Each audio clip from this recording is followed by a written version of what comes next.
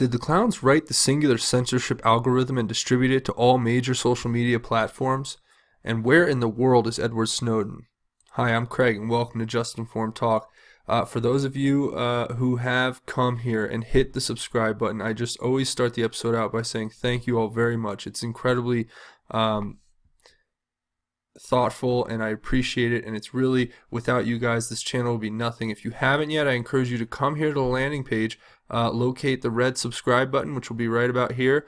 Go ahead and click that. Make sure you hit the bell for notifications so you get these videos as soon as they become available, because as I always say, as soon as this information becomes available to me, I make it available to you. So, getting into the Q posts. This is the first one. This is where we left off last time, guys. And Q is still dropping, so let's go ahead and just take a look. Now, here's the first post. It says, "Shall we play a game? Find at Snowden. Identity +1, +1. Happy hunting. Q." Now, obviously, this picture, if you kind of look at it and blow it up a little here, you can see what this is. What looks to me like Hong Kong, maybe somewhere in Asia, Southeast Asia. You can see some of the character scrolls there. They're written in what would appear to be Chinese or an Asian language. So looking at that, I think, and shall we play a game is talking, I think it's a reference to the, gosh, what was that? It's like an 80s movie called War Games. I think it had like Matthew Broderick in or something, and the whole movie's about computers that simulate nuclear war with doing like game theory and stuff like that, and then eventually the computers somehow enact a real nuclear alert. You guys could check it out if you want. It's an interesting movie, but yeah, it's like computer games, and Snowden, he's one of the top hackers in the world or whatever.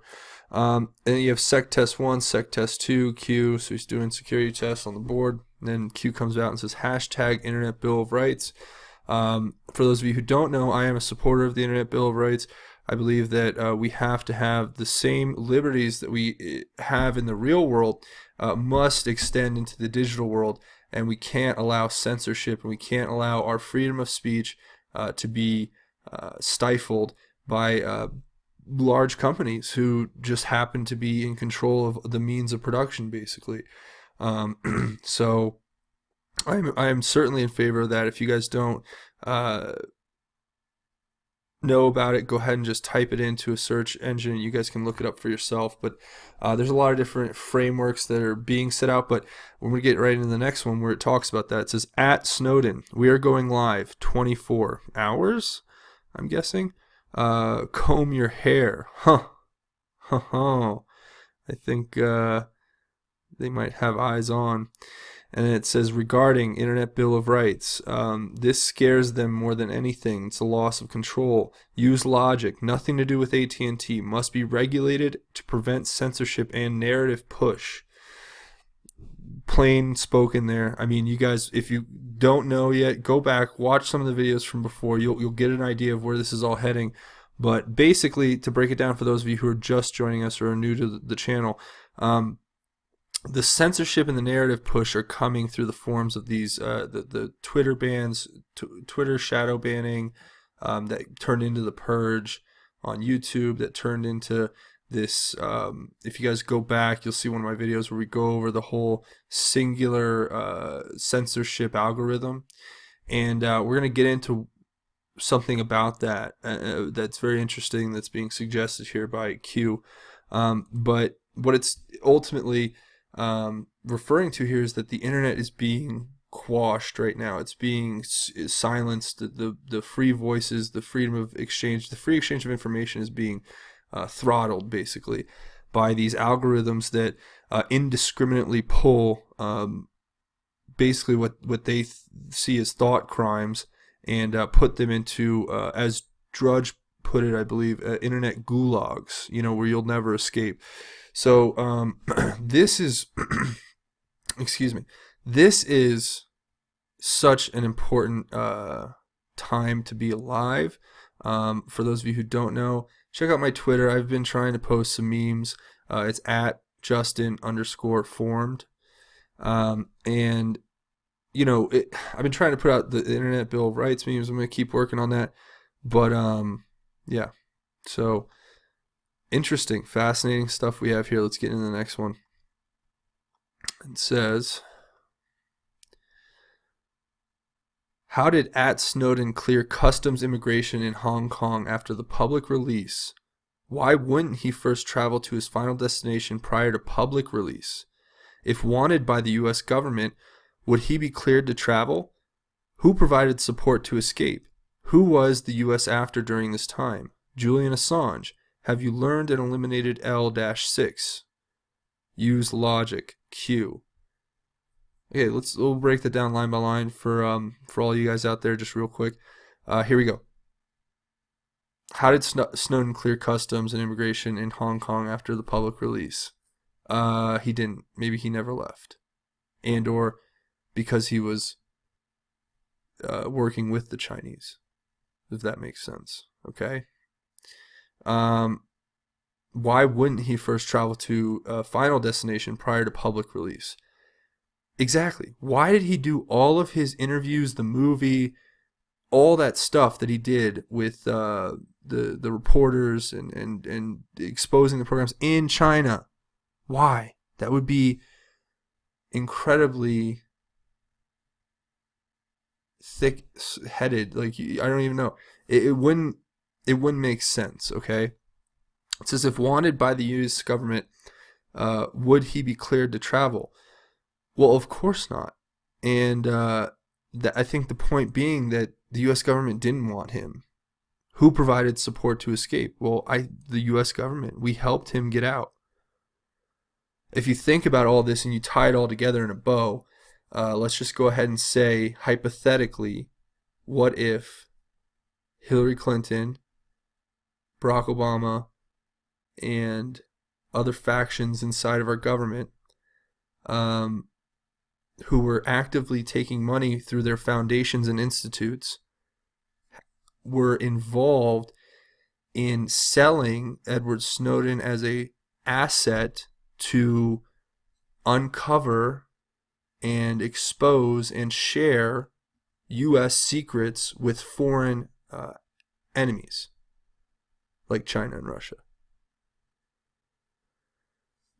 Just saying those words makes me cringe, because to think that we've all been just completely bamboozled by these people, that to the point where this is truly looking like it could be what Q is saying, treason at the highest levels. Okay, so then it says, who was the U.S. after during this time?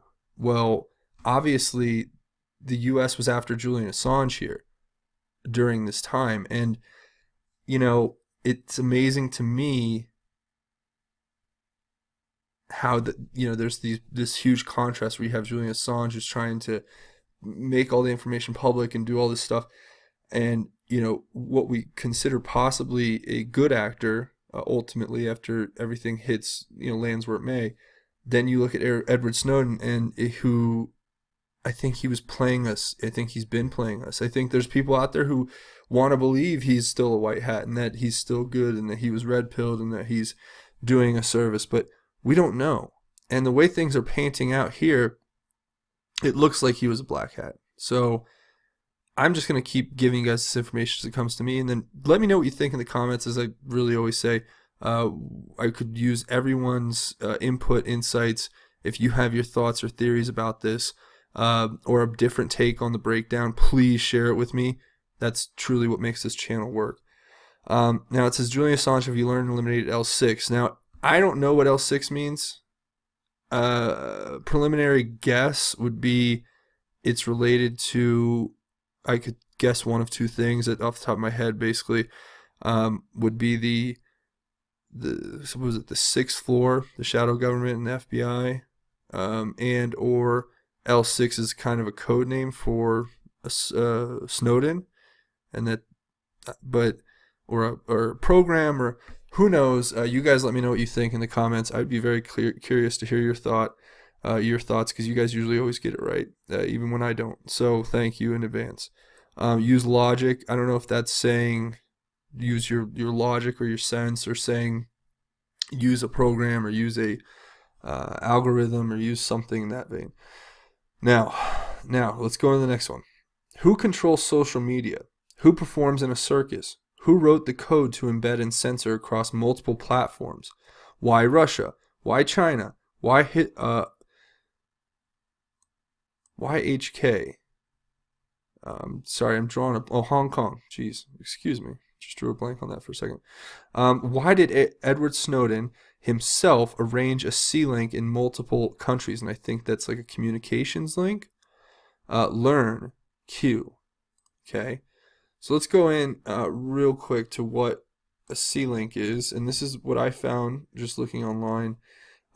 It's a tactical data link. And, it's basically using all modalities of warfare, I guess you would put it, in communication to create a network of information sharing in real time. But it could just be literally communications link, whatever. However you want to take that, that's fine. But it says, who controls social media? The clowns. Who performs in a circus? The clowns. The clowns in action, I should say. Who wrote the code to embed and censor across multiple platforms? The clowns? Why Russia? Why China? Why Hong Kong? Why did Edward Snowden arrange a communications link in multiple countries? Learn Q. Well, I think it's because all of these countries, and that could mean Eric Schmidt too, but I'm thinking it's Edward Snowden given the context of, but he always calls Edward Snowden at Snowden, so maybe that is Eric Schmidt. Okay, so let's say Eric Schmidt. Okay, and why is he putting a communications link into these countries? Well, that would make even more sense looking at what this is. These are authoritarian regimes, Russia and China, and I think Hong Kong's a little more free, but slowly turning. And you have the question being asked, why would this singular censorship algorithm be brought to them? Well, because they're authoritarian regimes who are going to use it. Now, they want to use it here in America, and they're trying to implement it right now as we speak. Please, everybody, ring the alarm bell. Call your senator. Call your representative. Do whatever you have to do. And I don't get this frantic usually, but please, this is a real issue that we need to stop. So I'm going to keep my tangent to a minimum here, but that's what I think. Okay, I think that they wrote it. They've distributed it to these other countries, and they want a global system, a global censorship, so that they can get a stranglehold back on information that the internet has basically broken their stranglehold of. So if they can get it in every place, then there's nowhere for free information to exist. And if there's nowhere for free information to exist, channels like this won't exist. Things that we, the things that we take for granted right now online will not exist, and the freedom of information, the free flow of information will be destroyed forever. So I'm going to leave it at that. All right, here's an ANON post who says, Snowden's girlfriend performs in a circus. Also, John le Carre's George Smiley worked out of the circus. Well, John le Carre wrote The Spy Spy in the Cold, or I have that book up on my shelf somewhere. But I can't remember the name of it right now off the top of my head. And George Smiley was one of the main characters in that book. And George Smiley was one of the bureau chiefs, and he was not a good person. Now, is it coincidence? Now, first of all, I had a question. Who is Snowden's girlfriend? We can just take a quick glance at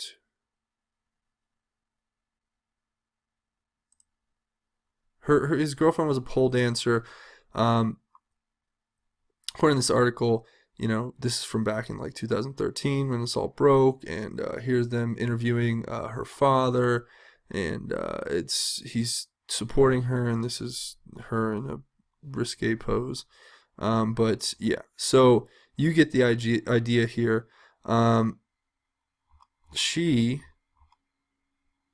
Is she a honey? What is that called? A honeypot, I believe.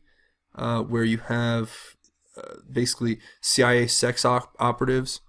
Is that what she is? Because if you look at her stuff, I mean, some of it I don't want to post on this channel because it's irrelevant and it's kind of graphic. But is she a honey pot or whatever that would be called? And if you think about it, it would make sense. Now, who the father is who? So the father of who is Edward Snowden's father? Right? Who is Edward Snowden's father? I think that's what it's asking. Because I looked up, you have this article here where it shows her father. And I can't find much on him. He seems like a pretty normal dude. That's Jonathan Mills. But it may be referring to him, but it may be referring to this character who is Edward Snowden's father. Now, I'm going to show you real quick a video clip of Roger Stone and a guest breaking down who the person who interviewed Edward Snowden's father is. Now, this is an interview where Edward Snowden's father acknowledged Friday that his son broke U.S. law but maintained that he is not a traitor for releasing classified information about the government's previous secret.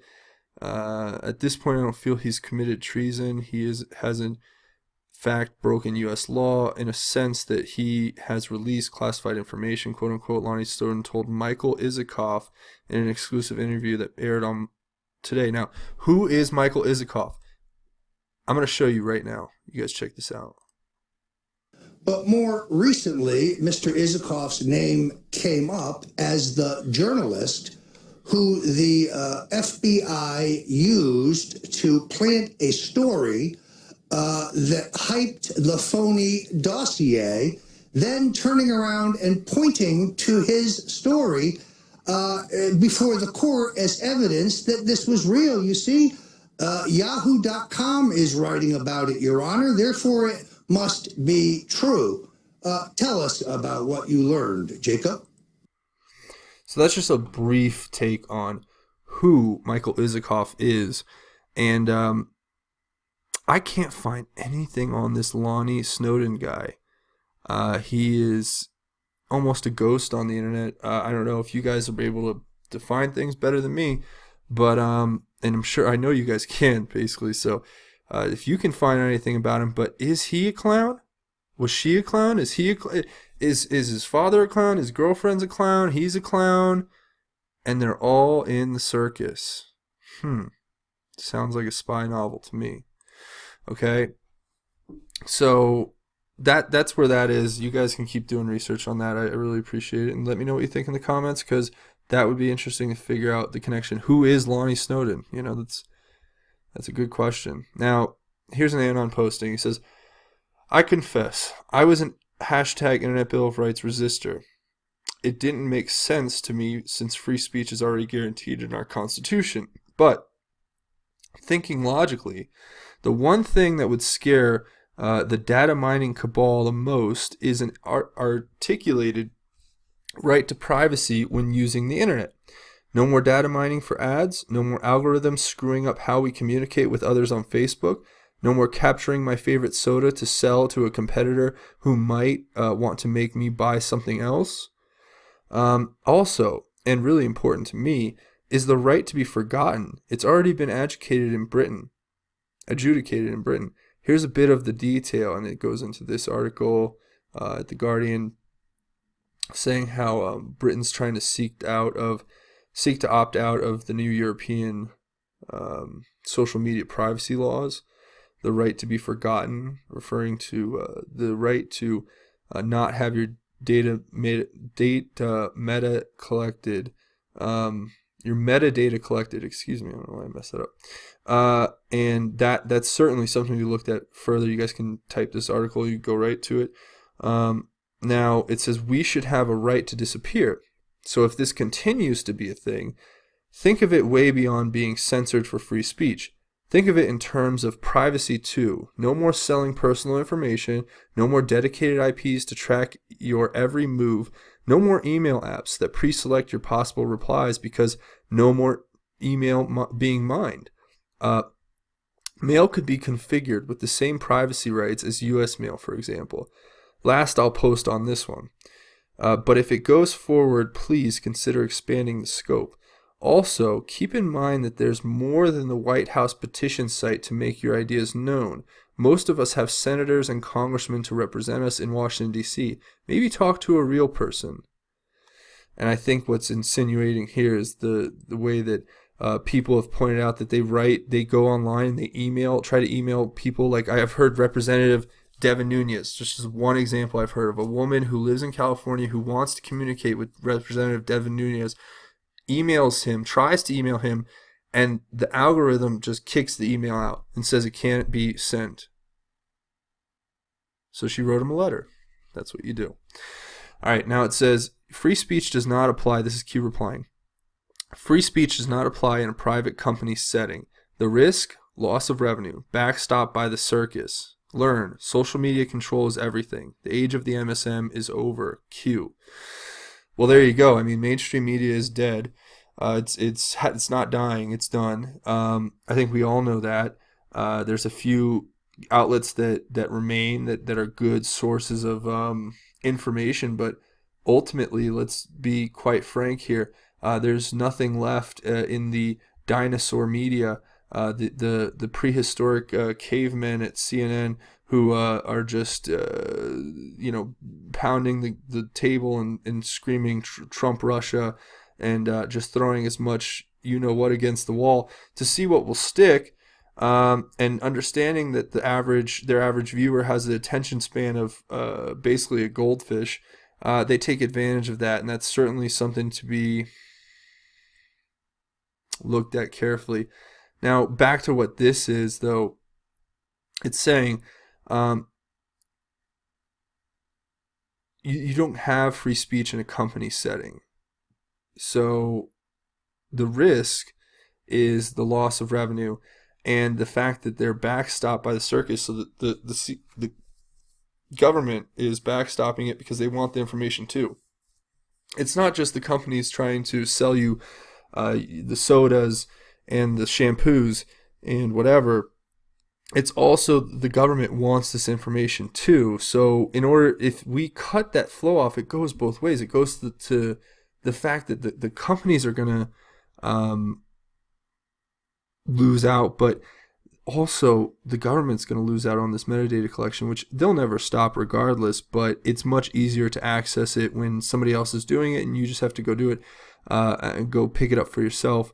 But yeah, I mean, that's where we're going to leave it. You guys let me know what you think in the comments, because that's it for these latest posts. I want to stop again and say thank you everyone who has subscribed. If you haven't yet, make sure you click the red button here that says subscribe. Hit the bell for notifications, because as this stuff becomes available, I will make it available to you.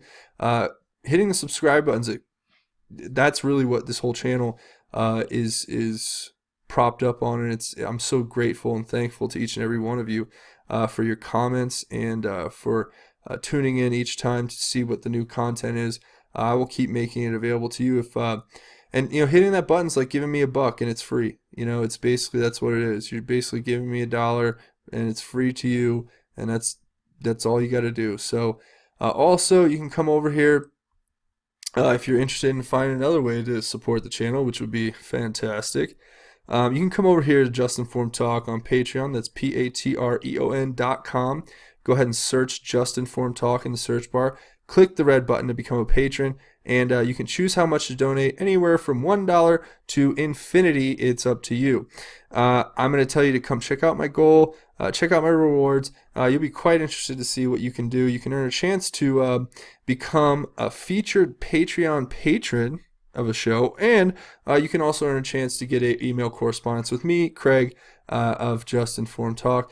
But that's going to be basically it for today, except I'm going to take 1 second and go over something I like to go over at the end of every episode, which is the fact that God is here for you and that His love is always abounding. And when we're faced with such trying information as we are on a daily basis with these Q posts, we need to reaffirm our faith in God and double down our effort to live a life that He wants for us, because when you open your heart to the Lord, He will come in and bless you in a way that is spectacular, and that will bring the light of God with you everywhere you go, and you'll share it with others, and others will see it in you, and you will naturally become somebody who everyone will want to be around.